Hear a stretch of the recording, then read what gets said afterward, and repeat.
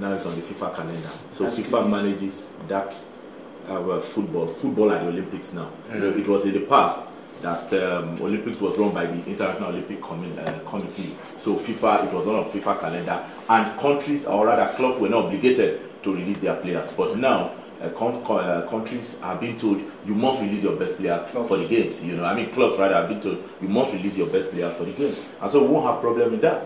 But like the NFF issue you stated, Pastor here has seen it all. If we have to wait for the NFF, we will never go anywhere. No way. You know, the problem has always been there even before I was born. Yeah. Maybe probably even before Methuselah. So it's a cancer. I'm praying for the team, and so that they can be able to support and make sure that all the necessary requirement is being put in place, so that these young players can come into the team, work together, and form a formidable team that will go there and also make Nigeria proud. Hopefully, this 2016, Messi will find us and the NFA will come with another dimension. Well, from the front line, if we can get somebody like Moses, Victor Moses, it will help to bring a bite in the off front. Then in the middle, Mikel is a complex addition, but because of at least his experiences, can be a help to the team. Then defensively, we just got to ask for maybe God mercy to get somebody, because defensively, I don't know who to mention.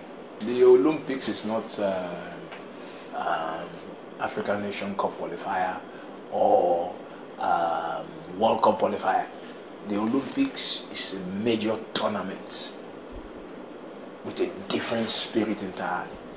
So when you want to carry a team, you look for men. When I say men, who can bring difference to the team. So I'm not talking about they are all young good players that are coming up, but do they have the that personality, that boldness, that character to go into a major tournament and push their team to win? I don't see anybody of such, especially in the back line. But anybody they consider, I pray that just the mercy and grace that has been following him will add to the team. Unfortunately, we no longer have the men you are talking about. Probably Perpetua and Kocha are still playing. Maybe we would have drafted. But of course, I'll look at maybe Anojo Ighalo. He did well last season in the Premier League. In the middle, maybe Mikel, he wants to play at the Olympics now. He probably sees that time is no longer on his side. If you remember what happened in Ighalo has not been scoring for Nigeria. Well, we're talking of under 23 level, you never can tell. He's a spirit of the national team.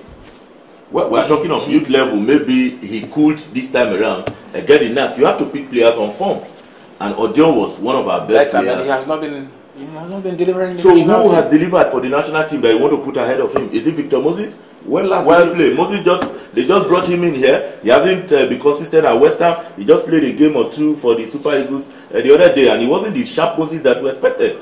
So at least we could get something out of Ojo Ighalo. This time around, he understands that he carries the shoulder and weight of the team. Hopefully, that I'm not seeing much on him. Okay, let's drop Anigalo for Carrigo. Let's go for Ahmed Musa.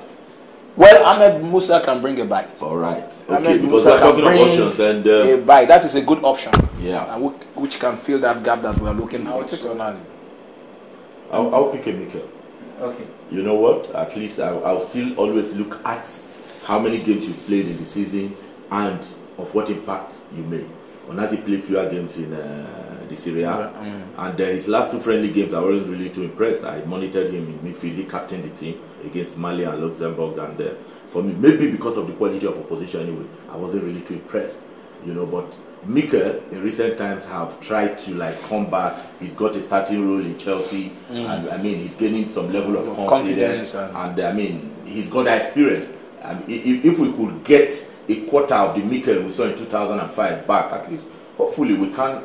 I mean that should help us at the Olympics if he's picked. But I don't know if Siasia will want to pick him, because in 2008 he had wanted him, And then Mikel wasn't too keen on playing for the under 23 side now. But of course, he knows that an Olympic medal would not be a bad idea to his trophy cabinet.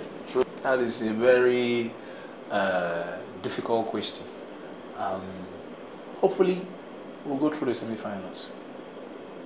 Hopefully. Yeah, I think I have to see CLC as finalists before I can take a decision. From what I've seen now, we won't pass the group stage.